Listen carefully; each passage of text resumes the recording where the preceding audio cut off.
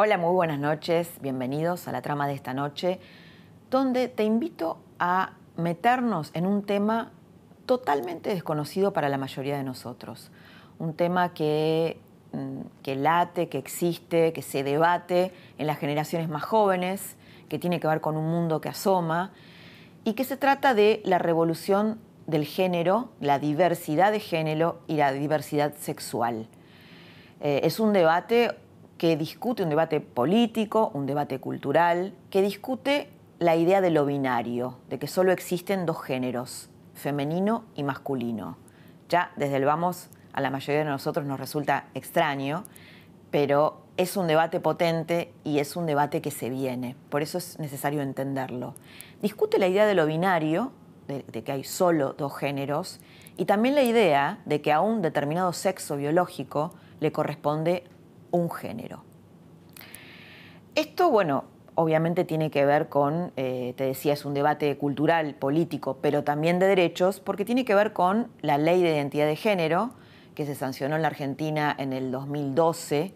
Esa ley lo que estipula es que el género que le corresponde a una persona no es el que se corresponde con su sexo biológico, sino con su vivencia interna, de cómo se siente esa persona. Es decir, por ejemplo, una mujer que nace mujer biológicamente, pero se autopercibe como un varón, tiene derecho jurídica e institucionalmente a ser tratado como tal. En la Argentina ya hubo unos 7.000 cambios de DNI, se piden a razón de 3 cambios por día, desde que se sancionó la Ley de Identidad de Género.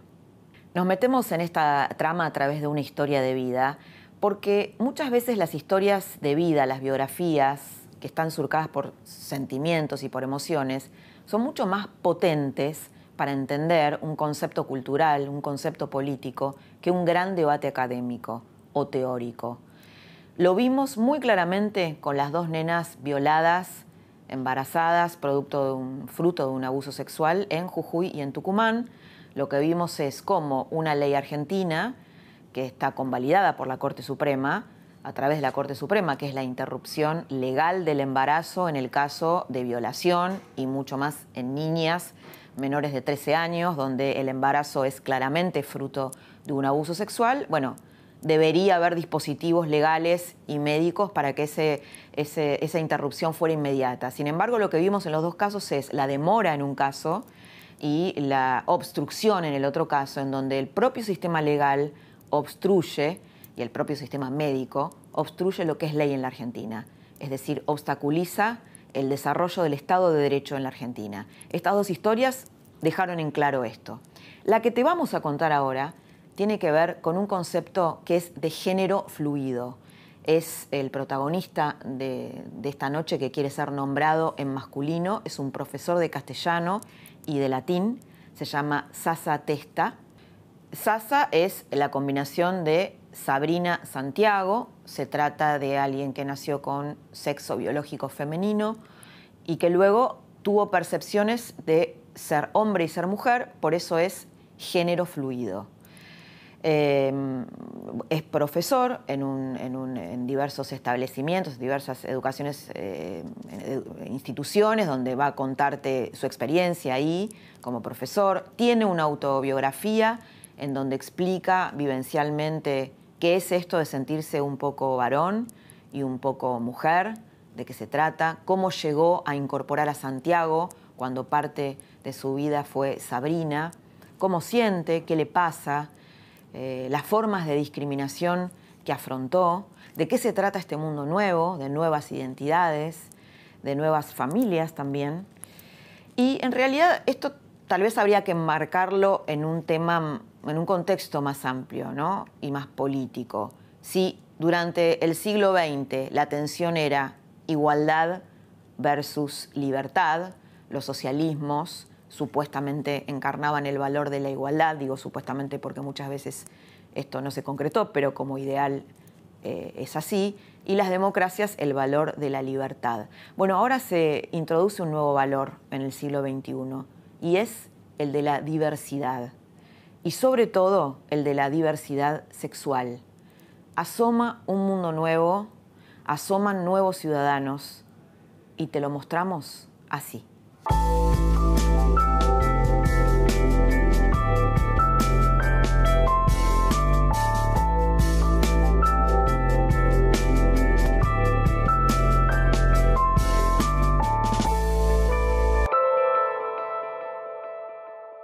Sasa, buenas noches, bienvenido a La Trama, donde, bueno, vamos a enterarnos, meternos en un mundo que para muchos de nosotros es desconocido, que tiene que ver con las nuevas identidades de género. Y antes de meternos por ahí más en detalles de tu vida, que me gustaría que nos contaras, me gustaría que nos explicaras vos en tus palabras qué es el género fluido, ¿de qué se trata? Bueno, ¿qué tal? Primero, buenas noches. Buenas noches. Y gracias por la invitación.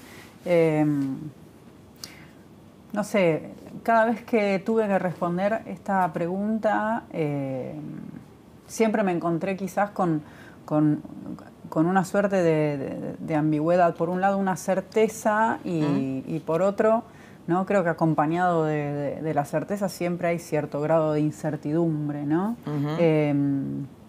El género fluido, me atrevería a decir que no es lo mismo que decir es esto, me atrevería a decir que es una forma de vivenciar el género en la cual podés experimentar simultáneamente varias experiencias del género. En mi caso particular, yo sé que no soy ni totalmente varón ni totalmente mujer, y en esa identidad vivo y convivo. ¿Cuándo te diste cuenta de eso, que no sos ni totalmente varón ni totalmente mujer? Mira, yo creo que eso es algo que se sabe. Que se sabe. ¿Desde chico? Sí, nunca me sentí muy cómodo con el sexo-género asignado al nacer. Vos naciste mujer. Eso dicen los papeles, eso dice el discurso y eso dicen los discursos de la biología. Sí. Yo no me atrevería a ser tan taxativo. Lo que sí me parece que es importante rescatar es que las experiencias de género sí están fuertemente atravesadas por una mirada que muchas veces tiende a cargar de prejuicios el cuerpo de la persona a la que está mirando, ¿no? En función de cómo la lee, ¿no? Y eso tiene que ver, entre otras cosas, porque vivimos en una sociedad que está fuertemente constituida sobre un paradigma binario, ¿no? Es decir, hombre-mujer. Hombre-mujer. Y nada más que eso. Sasa, bueno, y me estabas contando entonces que siempre sentiste, o de chico sentiste esto, ¿no? Esta ambigüedad entre que no eras ni una cosa ni otra. ¿Cómo lo sentías? O sea, ¿de qué manera lo sentías? ¿No sintiéndote cómodo? No, yo nunca me sentí cómodo. ¿Nunca te sentiste cómodo? No, nunca me sentí cómodo. En las instituciones educativas no me sentí cómodo. Porque ahí te habrán tratado de encasillar. Ahí sí, por supuesto, siempre, me parece algo que todavía la institución educativa tiene que replantearse en función de los tiempos que corren, cómo abordar la temática de género, porque la Ley de Educación Sexual Integral existe y debe aplicarse, y no debe aplicarse solamente desde una mirada biologicista o desde una mirada de lo que hay entre las piernas, ¿no? Porque, como dije inicialmente, las experiencias de género atraviesan muy profundamente a las subjetividades, y de repente hay muchas personas trans que... Explícale a la gente qué es una persona trans. Bueno, una persona trans es una persona que nace con un sexogénero asignado por un discurso médico biologicista, se la educa sobre ese sexo asignado, se espera que tenga determinadas elecciones sexuales o determinadas expresiones de género, determinados modos de ser en la vida social, con los cuales la persona no se siente cómoda, no se siente identificada, y entonces decide iniciar una transición que puede ser a través de un proceso de hormonación o no. O no, o a través de su vestimenta. De una intervención quirúrgica o no, o simplemente sin atravesarlo ya saberse diferente entre comillas, a lo que, sí, okay. ¿no? a lo que se hubiera esperado que sea. ¿Dónde naciste, Sasa, vos? En Capital. En Capital. ¿Y tus papás qué hacen? ¿O cómo se conocieron? ¿Cómo es tu familia? Mi familia, bueno, mis viejos se conocieron navegando, porque los dos navegaban. ¿En qué? ¿Navegaban? ¿Que sí, eran mercantes, pero okay. Mi mamá fue veterana de guerra de Malvinas, pero bueno, falleció hace unos años a causa del cáncer y bueno. ¿Era veterana de guerra y qué es lo que hacía? Porque hubo muy pocas mujeres en Malvinas. Sí, era comisario naval de primera. Sí. ¿Y tu papá era marino? ¿Es marino? Mi papá, sí, pero ahora ya no navega más. Y mi hermana, tengo una hermana también. Una familia, lo que puede decirse, tipo. Tipo. ¿No? Yo todos estos adjetivos me gusta como ponerlos entre comillas, porque no creo en que haya una familia tipo, un único modelo de familia. Obviamente, claro. Y digamos, ¿cuándo pudiste verbalizar o exponer qué es lo que te pasaba? A tus padres, por ejemplo. Sí, a los 17 años, sí, salí del closet, como se le dice, ¿no? Con la familia, con los amigos, y bueno, hoy en día... ¿Y qué te hizo salir del closet? ¿Qué me hizo? Primero que quise ser honesto conmigo mismo, ¿no? Y respetarme a mí y darme el lugar. En segundo término, yo sabía que mi vieja se iba a morir por el cáncer, porque lo sabés, y yo quería que se fuera sabiendo que había tenido o que tiene un hijo que vive su vida honestamente. No quería que se fuera pensando una cosa que no era. Y en tercer lugar, porque no tiene nada de malo. Por supuesto, sí. Tengo que decir... Pero no es fácil, ¿no? Muchas veces, muchas familias no acompañan. No, por supuesto, a eso iba. Por malo no tiene, pero es contracultural todavía, ¿no? Por eso iba a decir que tengo el privilegio de que mi familia no haya sido un obstáculo para esto. Y lamentablemente tengo que decir que tengo el privilegio, porque no debería ser un privilegio que tu familia o no te eche o te eche de tu casa o no te dirija más la palabra. Sí, o no acepte tus parejas. O no te acepte tu pareja, o no te acepte a vos como persona, porque me parece que eso es una cuestión bastante denigrante y es aberrante, y habla mucho más de la persona que no acepta que de la persona que decide honestamente decir y vivir. También es cierto que hay personas que no necesitan decirlo y está muy bien igual. Pero me parece que no debería ser una cuestión de privilegio que tu entorno familiar te dé contención o no le importe. Que debería ocurrir en todas las familias esto. Entonces... Sasa, y bueno, ¿y qué pasó cuando se los dijiste a tus padres? ¿Los reuniste? ¿Cómo fue? Sí, no, se lo fui diciendo a poco. Primero a mi papá. ¿Y qué le dijiste? ¿Cómo le dijiste? Me senté a tomar un café con él. Y después a mi hermana. Y después a mi mamá. ¿Ellos de algún modo tal vez no se sorprendieron, o sí? No, nadie se sorprendió. Claro. Nadie se sorprendió. Se ve que ya era un voto cantado. Sí. Después a mis amistades. Pero a ver, por ejemplo, te reuniste con tu papá y ¿cómo le dijiste? No, me junté a tomar un café. Creo que él me lo dijo a mí. ¿Qué te dijo? ¿Te acordás? No, pero fue por ahí.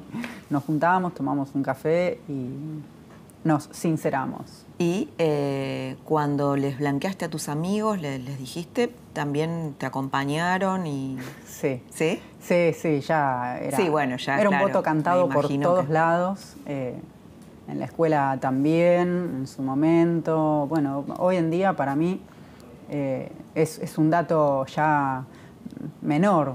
Mi identidad o mi, no sé, mi vida sexoafectiva, porque hoy para mí, con este recorrido, a esta edad y con todas las experiencias que he tenido, para mí decirlo o no ya es un dato menor.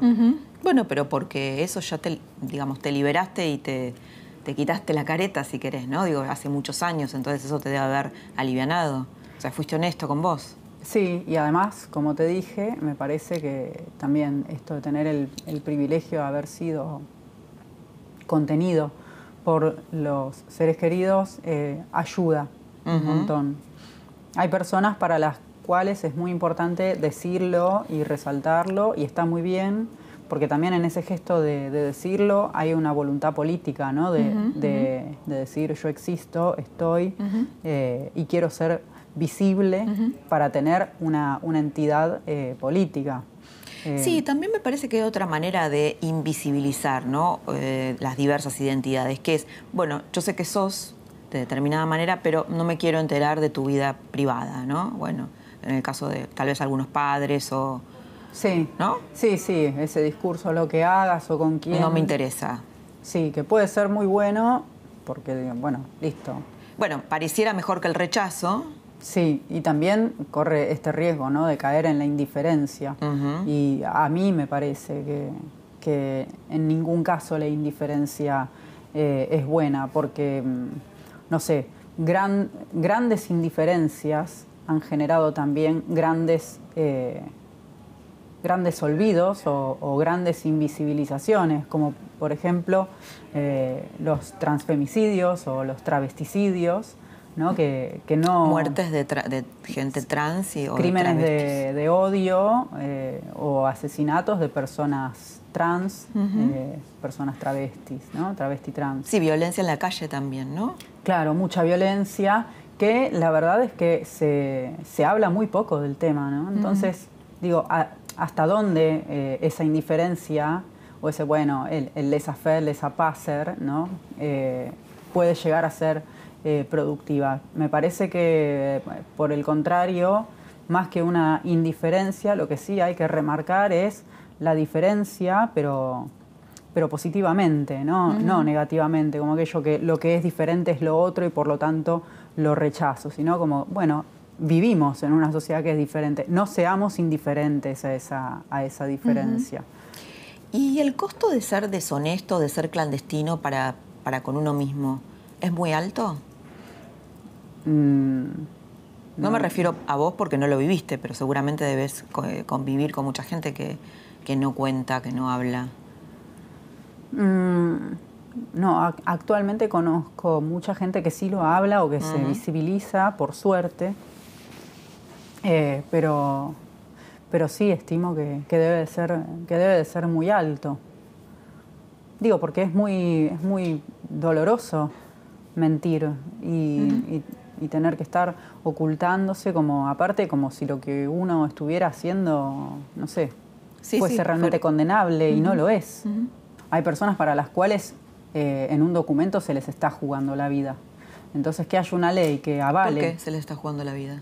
Y porque es muy difícil vivir y que, no sé, vas al médico, ¿no? Te pongo un ejemplo sencillo. Vas al médico para hacerte atender con X especialista y a vos te llaman por tu nombre del DNI y vos no te sentís.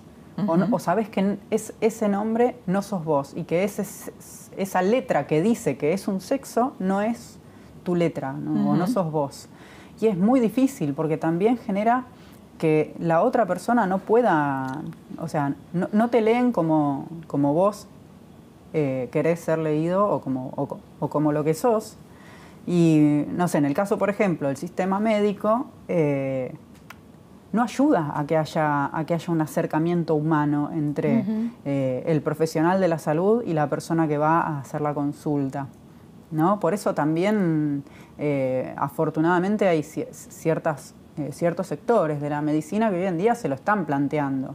Eso te iba a preguntar, digo, si no veías, digo, en la medicina oficial clásica, ¿no hay alguna apertura también un poco con sensibilidad a estos nuevos momentos de cambio? Sí, hay sectores o hay personas que se dedican a las ciencias de la salud que sí pueden o están abordando la medicina con una perspectiva ya un poco más cercana a lo social, corriéndose del paradigma del modelo médico hegemónico, con lo cual también hace que el acercarse a un centro de salud sea una experiencia menos tortuosa, ¿no? Vos, por ejemplo, en tu caso particular, ¿sentiste alguna discriminación así en lugares públicos o más allá de la escuela, que me imagino que cuando eras chico, ahora sos profesor, pero digo, cuando eras chico te debías sentir incómodo? No, y siendo profesor también. ¿También? ¿Por qué? Aun cuando yo verbalicé y dije, mi nombre es tal, mis pronombres son tales, ¿no? Masculino neutro, quiero que me llamen de este modo, todavía me siguen diciendo la profesora Testa y yo me quedo mirando como diciendo, ¿en serio? Después de todo lo que dije, ¿en serio? Son contradicciones e incluso, quizás por desconocimiento, están yendo en contra de los postulados de la Ley de Identidad de Género, ¿no? ¿Y cómo fue que llegaste a Sasa con Sabrina y Santiago? ¿Cómo uniste eso? ¿Cómo fue? Bueno, Sasa me decían en la secundaria y después dije, bueno, está bien, porque Sasa no tiene género. Uno cuando dice Sasa no puede saber si le está hablando a un hombre o a una mujer, porque no tiene marcación de género posible. Y son casualmente las dos vocales consonantes de los nombres que yo decido tener. Sabrina es tu nombre, el nombre que te han puesto, digamos. Sí. ¿Y Santiago? Es mi nombre, el nombre que yo me puse. El nombre que vos elegiste. Sí. ¿Y eso cuando, Sasa, o sea, con la combinación de Sabrina y Santiago, cuándo lo definiste? Hace unos años. No hace mucho, porque también es una búsqueda personal, ¿no? Y creo que estuvo bien. ¿Estás a gusto con sí, eso? Estoy muy bien. ¿Y por qué Santiago? ¿Por qué elegiste Santiago? Esa es una pregunta que todavía no sé si yo lo elegí o el nombre vino. Ciertamente sí puedo decir que cuando me imaginaba un hijo, lo imaginaba con determinadas características y sabía que se iba a llamar Santiago. Y un día dije, che, pero en realidad no estoy hablando de un hijo, estoy hablando de mí. Dije, ahora entendí. Bueno, y ahí empezó. O ahí en realidad, no sé, nació o apareció o se visibilizó. ¿Y te gustaría tener hijos? Sí. Bueno, yo te hago de abogada del diablo. Mucha gente que está mirando esto, claro, debe pensar, no, bueno, hay mucha gente que piensa así, ¿no? Bueno, pero un hijo tiene que nacer en un hogar donde haya una mujer, un hombre, ¿no? Una familia, entre comillas, normal, o cuál es el futuro del mundo si finalmente hay, bueno, personas que no se identifican ni con ser una mujer ni con ser un hombre. ¿Cómo sigue esto, no? ¿Qué respondes ante esas cosas que seguramente debes escuchar y que forman parte de nuestra cultura también? Y yo le respondería con una pregunta. ¿Cuál crees que es ahora el futuro del mundo en una coyuntura donde personas que se dicen heterosexuales nos están matando todos los días y no solo acá, sino en todas las partes del mundo?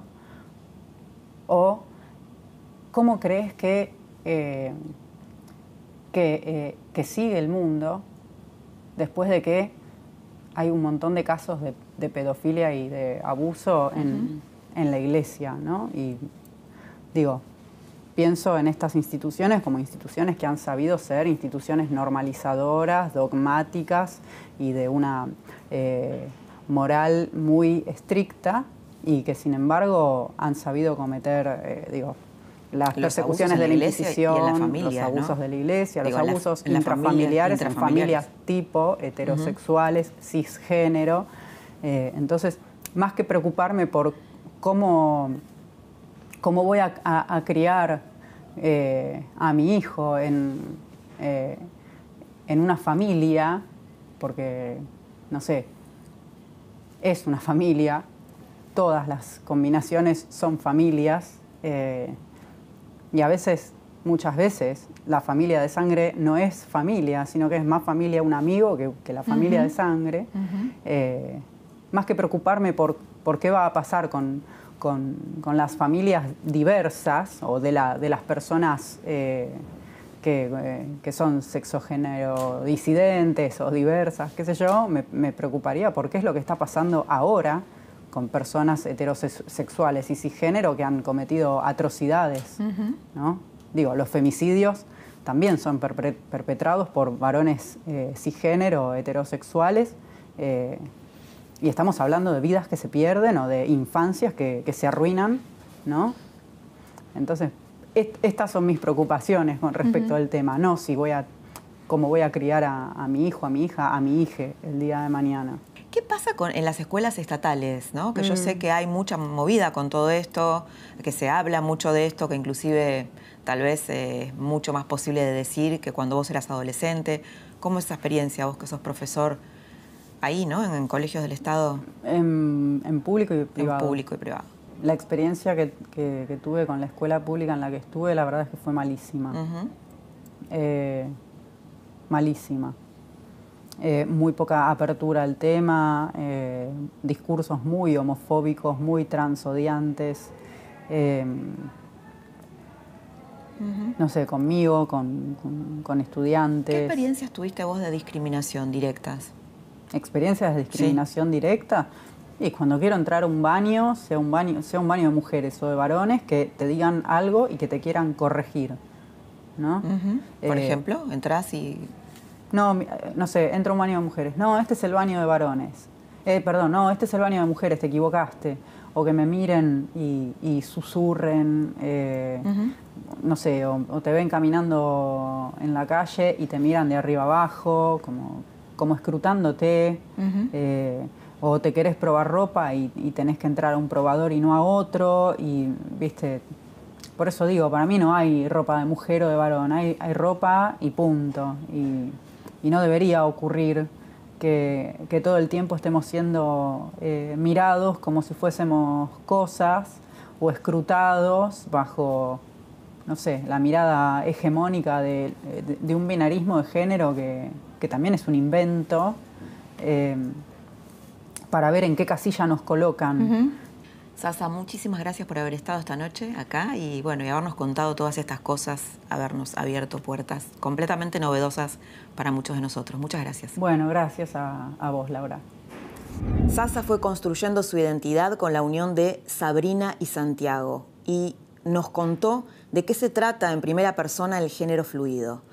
Quédate porque ahora viene un súper especialista que nos va a contar sobre nuevas identidades, cómo es esta división entre género y sexo y qué es lo que se está discutiendo en el mundo sobre nuevas sexualidades.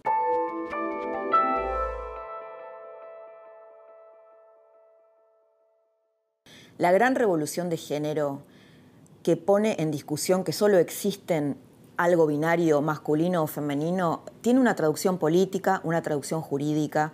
Por ejemplo, el mes que viene en la provincia de Neuquén se va a otorgar subsidios a personas trans mayores de 40 años que estén en situación de vulnerabilidad, porque también, como estos casos se empiezan a visibilizar, hay mucha discriminación en el plano laboral.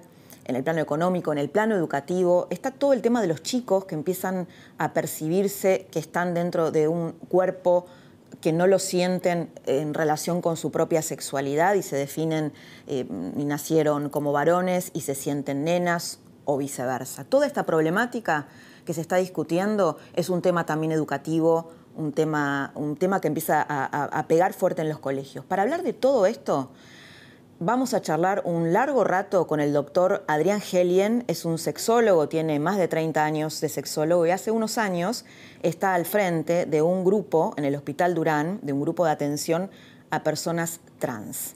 Doctor Helien, bienvenido a la trama de esta noche. 33 años de sexólogo y hace unos años que te estás dedicando al tema de las personas transgénero. ¿Qué es? Hoy hablamos del género fluido y queremos entender un poquito más de este nuevo diccionario, de este nuevo lenguaje que muchos conocemos, títulos, pero no conocemos exactamente de qué se está tratando este debate de las personas transgénero. ¿Qué es el género fluido? Bueno, primero, gracias por la presentación.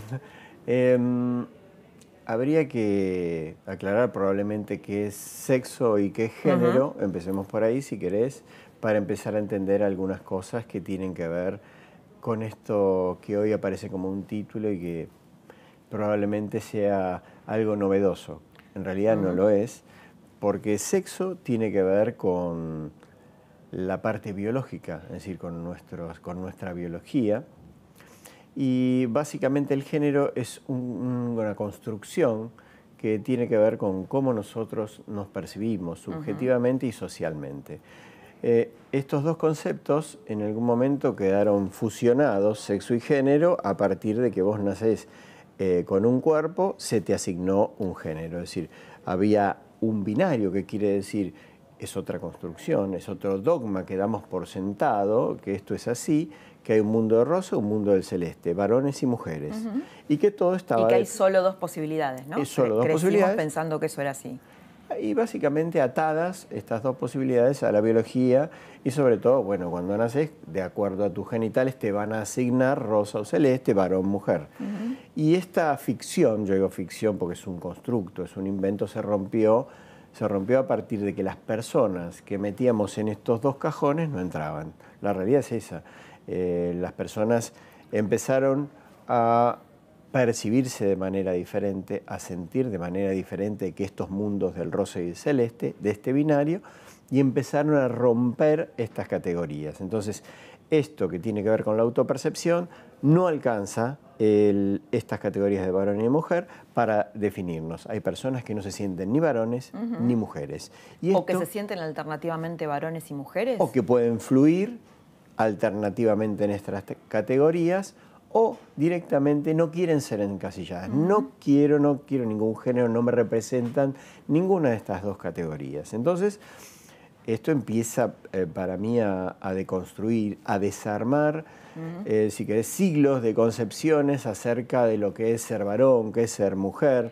Sí, además que la única unión posible parecía de un varón con una mujer, ¿no? Heterosexual, cuando en realidad hay un montón de otras elecciones y combinaciones y son todas válidas, ¿no? Claro, lo que vos decís es interesante. Este binario, si te asignaban varón o mujer, básicamente también te asignaba que deberías o debías ser heterosexual. Entonces, varón o mujer y heterosexual eran las categorías que de alguna manera reinaron como normales. Hoy eso estalló, hoy eso cambió, hoy eso se está redefiniendo constantemente porque las personas reclaman espacios de libertad. Yo digo, el género hoy es un espacio de libertad, es la revolución más importante que estamos viviendo. Y más allá de la tecnológica, las personas están deconstruyendo todo esto. No hay una sola forma de ser varón, mujer, cis o hetero. Hablo de cis o trans, perdón. Cis quiere decir que yo estoy de acuerdo, a mí me asignaron varón y yo estoy de acuerdo con esta categoría. Me percibo como varón. Me autopercibo como varón, eso es cis. Y trans son las personas que de alguna manera las asignaron de acuerdo a su biología, varón o mujer, y no están de acuerdo con esa, no se autoperciben de acuerdo a cómo los asignaron con el nacimiento o con esa biología. Es decir, a ver, puedo nacer en el cuerpo de un varón y autopercibirme como una mujer. Perfecto. Eso es una persona trans. Sí, y sos mujer. Sí, lo que va a definir y que cambió la historia es que antes definía la biología. Vos querías definir a una persona, ibas a sus genitales o le pedías un estudio cromosómico. Hoy, si queremos hablar de identidad, yo te tengo que preguntar a vos quién sos vos y vos te autodefinís y yo básicamente de ahí voy a entender y voy a aceptar esa definición de identidad. Hoy la ciencia acepta y también nuestra ley, que es ejemplo y modelo en el mundo, valida la autopercepción de las Hablas de la personas. identidad, la ley de identidad de género. La ley de identidad que desde 2012 rige lo que es identidad legalmente en este país y es modelo en el mundo. Adrián, ¿cómo es un chico trans, un chico que empieza a sentir que está en un cuerpo equivocado? ¿Qué síntomas tiene? ¿Cómo se revela eso? Bueno, básicamente vamos de vuelta al tema de cómo te asignaron o cómo te definieron. Es entonces un varón que biológicamente es varón y que se percibe como nena, por ejemplo. Aclaro que realmente hay otras posibilidades aparte de varón. Estamos hablando de género neutro, de otros géneros, de agénero, de bigénero, de género fluido, escuchando a las personas cómo se autodefinen. Pero supongamos, ¿Género neutro? ¿Qué sería? Género neutro quiere decir que yo no me defino ni varón ni mujer porque no me representan y no quiero, y eso es muy reciente, pero legalmente ya hubo una situación de una persona que se definió neutro y le aceptaron básicamente no consignar el género en su DNI. Entonces, hay personas que no se sienten identificadas con ningún género y eso también es válido. Quiero decir que todas las identidades hoy son normales. Estoy pensando, te escucho y estoy pensando algo, no se me ocurría. Hace poco hubo un caso de un sueco que validando el tema de la autopercepción quería bajarse 10 o 20 años porque quería conocer mujeres en las redes sociales y ser más joven, ¿no? Digo, esto no, claro, el tema de la autopercepción también, es interesante desde el punto de vista de la sexualidad y del género, pero puede abrirnos un montón de otras puertas, ¿no? Sí, a ver. De validar eso como pilar de identidad, me refiero, sí, ¿no? pero no, a ver, si alguien se percibe, porque hay algunos extremistas que dicen, bueno, entonces vale percibirse caballo y te van a definir caballo. Sí. No es así, ese probablemente tenga otro problema en salud mental, ¿no? Estamos hablando de otras categorías y el que quiere recibir un beneficio, entre comillas un beneficio, no sé si es un beneficio bajarse 10 años, en un documento me parece que es otra categoría y me parece una tontería supina, pero estamos hablando de otra cosa. La identidad es algo muy profundo, es un derecho humano básico que todas las personas tenemos y nosotros en la Argentina el tema de la identidad tiene un peso muy importante, ¿no? Entonces estamos hablando de algo que es un derecho humano, es algo que no se cambia, es decir, que hablando de este chiquito o chiquita, no sé cuál, digamos, sería la categoría, o chiquite, porque también estamos batallando con las palabras y hay gente que se molesta mucho por hablar de un lenguaje mucho, inclusivo, dice, ay, qué aberración. Están deformando el lenguaje. Está, ¿no? La Real Academia, yo creo que también es válido, es decir, no sé si este lenguaje inclusivo quedará, no sé si es lo mejor que tenemos, pero este lenguaje inclusive está denunciando algo que realmente el lenguaje oculta, tapa, disimula, que tiene que ver también con otra lucha, que se une también con las luchas feministas y que se une con, de alguna manera, una lucha contra el patriarcado, porque de alguna manera también estamos deconstruyendo estos de categorías, porque también estamos hablando de política, ¿no? Porque en un momento esta categoría de varón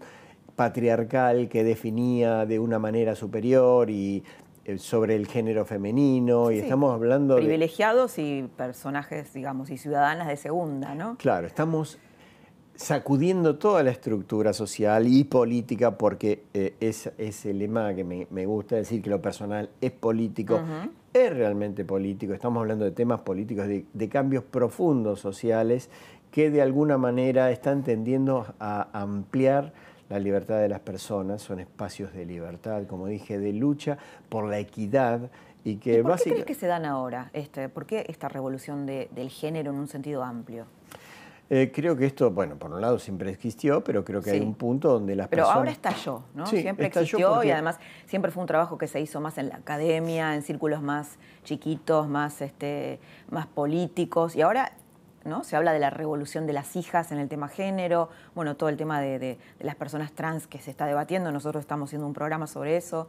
¿Por qué ahora? La verdad que no tengo mucha percepción y lo interesante es que es un tema global en el mundo donde estalló. En Occidente, y creo que en Occidente por lo menos no tengo mucha idea de Oriente, aunque bueno, hay algunas cosas de cambio, por supuesto también en Oriente.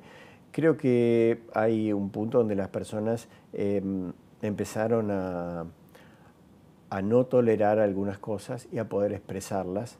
Y probablemente esto de la tecnología, probablemente las redes, probablemente algo que empezó a abrir micromundos y personas que empezaron a protestar. Yo creo que la ley de identidad de género la debemos a los activistas, les activistas que presionaron y de alguna manera no toleraron más esta situación de opresión y de ser excluidos, porque hay una cosa, ya que hablamos de política, si vos no entrabas en la categoría de varón y mujer cis normativo, eras excluido, no tenías derecho a la identidad, no tenías derecho a tener un documento, no tenías derecho sobre tu cuerpo, tenías que hacer un juicio al Estado para que te autoricen a intervenir tu cuerpo. Sí, inclusive vos hablas en un artículo sobre que la ciencia se equivocó con respecto a patologizar a personas que no encajaban en varón o mujer, ¿no? Totalmente, creo que yo puse... Porque digo, nosotros tomamos la ciencia como el parámetro más objetivo de poder hacer una aprehensión de la realidad, pero la ciencia también, en la ciencia también hay política. Totalmente.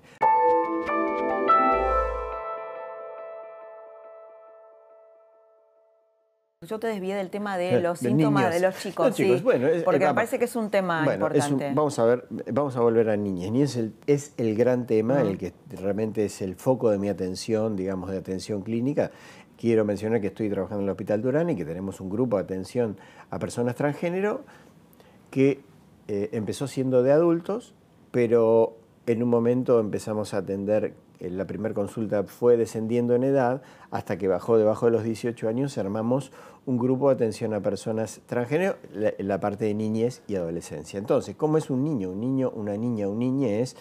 Alguien que no se siente representado por el sexo asignado al nacimiento. Es decir, es un varón biológico para que la gente entienda que se siente mujer, que se percibe mujer, que tiene elecciones que tienen que ver con lo femenino, pero no lo hace como un capricho, no lo hace como un antojo, no lo hace como podríamos pensar de manera, si querés, yo diría que no puede vivir de otra manera. Entonces, algo que se le impone, ¿no? Algo que está en su interior y que no puede ser de otra manera. Una anécdota pequeña es, le pregunté a una chiquita trans, 6 años, en una entrevista muy linda, le pregunté, ¿por qué ahora vos decidís vivir, voy a inventar el nombre, como María? Porque sentí que era el momento de vivir como yo sentía. Y yo le dije, 6 años, ¿no? 6 años. 6 años. ¡Wow! ¡Qué claridad! Era el momento de vivir como yo sentía. ¿Y qué es lo que sentías? Y sentía vivir como una nena. Cuando yo vivía como nene, era infeliz. No podía jugar porque los juguetes que me ponían no me gustaban. No me gusta jugar a la pelota, a mí me gusta jugar con las muñecas. Me dije, ¿querés que te las muestre? Y sacó todas sus LOL, creo que se llaman, y sacó una colección de muñecas. Y me dice, y esto es lo que me hace feliz, jugar como yo quiero. Y yo me siento... claridad que tal vez cuando sos adulto se te va enmarañando, ¿no? No es tan claro, que es tan sencillo, ¿no? Así, y yo cuando vivía como nene era infeliz, vivía llorando. Y ahora soy feliz, ahora quiero ir a la escuela, ahora quiero vivir, ahora me siento bien, elegí mi nombre me gusta, María me encanta y qué sé yo. Bueno, entonces, y algunos se preguntan, ¿tan chiquito, tan chiquita? Sí, tan chiquito, tan chiquita. Bueno, pero ahí hubo acompañamiento de los padres, ¿no? Sí. ¿Qué pasa cuando no lo hay? Cuando estos chicos son rechazados, los chicos trans o los chicos, o chicas homosexuales. ¿Qué pasa? ¿Qué hay? Digo, uno está hablando de estos temas, pero hay muchísimos, no sé si no sé, pero hay muchos casos. Es un tema muy importante el que tocaste. Y esto sí es importante, también estaba hoy con una madre de un adolescente en el hospital. La aceptación familiar salva vidas, así de sencillito. La realidad es que una familia que no acepta a su hijo homosexual, lesbiana, transgénero, aumenta el riesgo de suicidio de este chiquito, chiquito, chiquite, 8 veces. Esto está, realmente esto es muy fuerte, aumenta 6 veces el riesgo de que padezcan depresión. Es decir, que todos necesitamos que nos acepten, todos necesitamos integrarnos y una red de sostén. Pero cuando sos chiquito, chiquita o chiquite, mucho más. Realmente, si la persona que te tiene que proteger te niega, no te acepta, o mucho peor, te castiga, porque muchos chicos son castigados, muchos chicos son expulsados de los hogares tempranamente, creo que sí, realmente estás muy en Bueno, hay riesgo. otra manera que es no enterarse de la vida sexual o de la vida amorosa, ¿no? Ya con hijos adultos, de esos hijos, ¿no? Claro, Digo, sí, o puedo negarlo, pero a ver, cuando sos chico, sí, cuando uno es creo que adulto muchas hace su familias vida. actúan así, ¿no? Claro. Bueno, no me entero, no quiero saber. no quiero saber, no quiero conocer tu pareja, Claro, ¿no? pero evidentemente hay una parte, si querés, social, que no la ves cuando sos cis. La realidad es que ser cisexual es un gran privilegio. Si yo soy cisexual no tengo que demostrar nada. Y te puedo presentar yo soy hétero, tú te puedes presentar a mi novia, y etcétera, etcétera. Pero si sos entrás en el mundo diverso quizá o siendo minoría, no es lo mismo para algunas familias. Por suerte creo que esto está cambiando, ¿no? Pero la realidad es que quiero dejar claro que cualquier orientación es perfectamente normal y cualquier identidad de género, sea cual fuere, varón, mujer o fuera del binario, son perfectamente normales. Entonces, creo que esto va a cambiar la perspectiva de poder integrar mejor a las personas trans. Nos falta mucho, creo que empezamos. En el plano laboral, ¿no? Supongo que debe haber ahí una discriminación para las personas trans, mucho Claro. más que tal vez para las personas homosexuales, ¿no? Totalmente, creo que se discrimina, si querés, por apariencia en general, ¿no? Tenés que dar la Barbie o el Ken, digamos, la buena presencia, entre comillas, y eso está basado en esos cuerpos que deberían ser de una manera o entrar en una horma perfecta de varón y mujer binario, digamos. Las personas transgénero probablemente tengan otros cuerpos, algunas lo modifican, otros no, eso hay que saberlo también, algunas hacen tratamientos hormonales para modificarlo, otros no, otras no, pero realmente creo que la ley de cupo laboral trans es una ley que debería cumplirse, a veces no está en vigencia o no se respeta, pero creo que sí la inclusión de las personas trans incluye el aspecto laboral. Ahora, Adrián, estoy pensando, bueno, quienes nos están mirando seguramente se deben hacer muchísimas preguntas porque esto es un tema realmente novedoso. Y preguntas, voy a tratar de traducirte porque conozco, digamos, qué pueden estar pensando y es, bueno, a ver, ¿qué va a pasar entonces con la familia como la conocemos?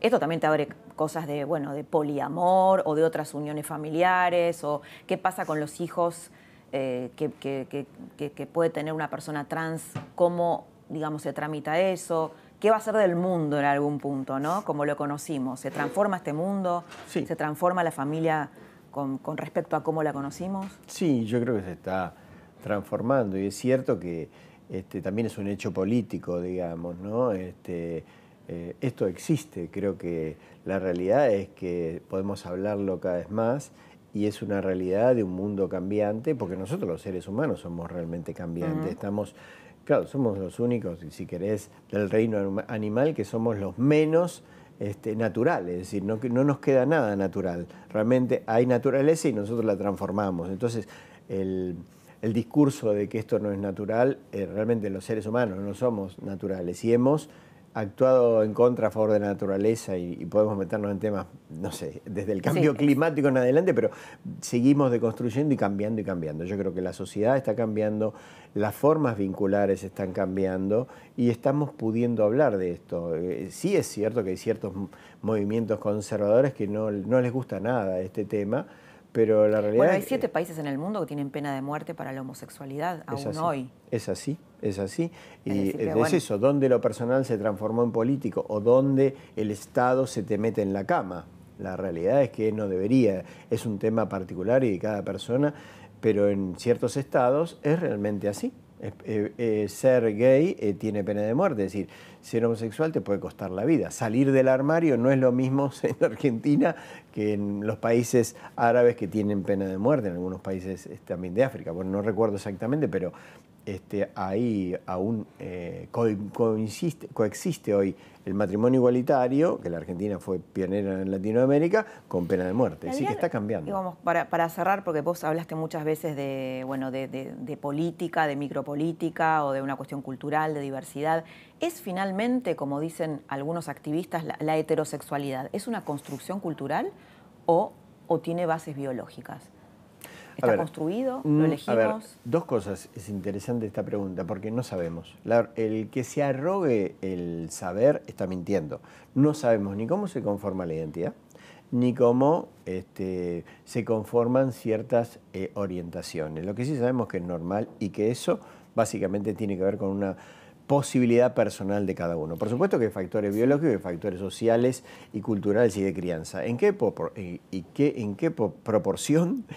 No sabemos. Y realmente es cierto que uno no lo sabemos. siente de muy chiquito, ¿no? Como lo que vos mencionabas de esta nena de 6 años. En general se conforma a edades tempranas. Algunos teorizan que el núcleo de identidad de género es a partir de que tenemos el poder de hablar, digamos. Ahí acerca de esto estaría como el núcleo.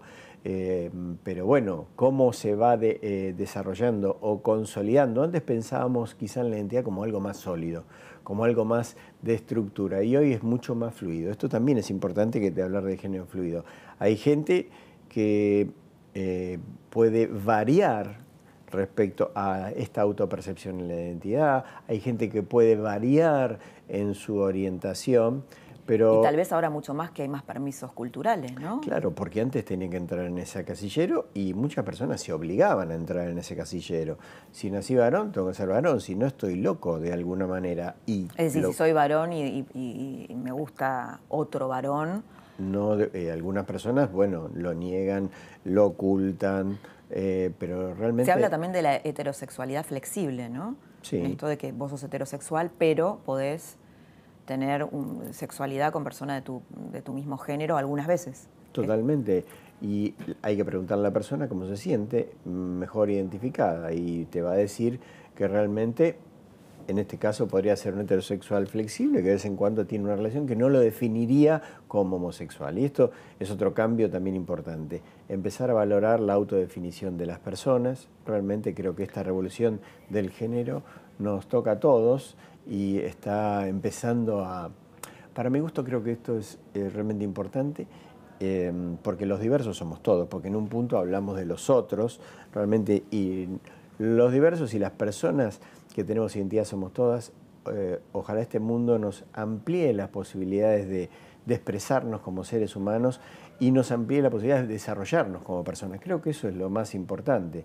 Equidad, sea el género que sea, o a género, o bigénero, o varón o mujer, y las orientaciones que nos permitan expresarnos, que alguien nos conmueva, que nos podamos enamorar sin culpa, sin esas situaciones de castigo que socialmente... Sin miedo, ¿no? Sin miedo. Expresar la sexualidad Totalmente. sin miedo. Poder Bueno, hemos tenido una clase magistral de género, de diversos géneros, sexualidades y todos estos temas apasionantes. Muchas gracias, Adrián, por haber estado esta noche con nosotros. No, gracias a vos, Laura.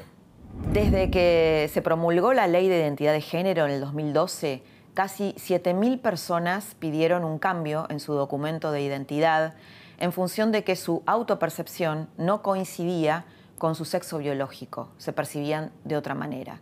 Esta cifra, unos 7.000 casos, da más o menos un promedio de 3 pedidos de cambio por día. Y esto también te da la idea de que una porción importante de la sociedad estaba invisibilizada y que la temática permea y tiene que ver con importantes sectores de la sociedad. Hasta aquí la trama de la diversidad sexual, de la diversidad de género, todo ese mundo nuevo que se abre. Te espero la próxima semana para seguir develando otras tramas que te hagan pensar la Argentina.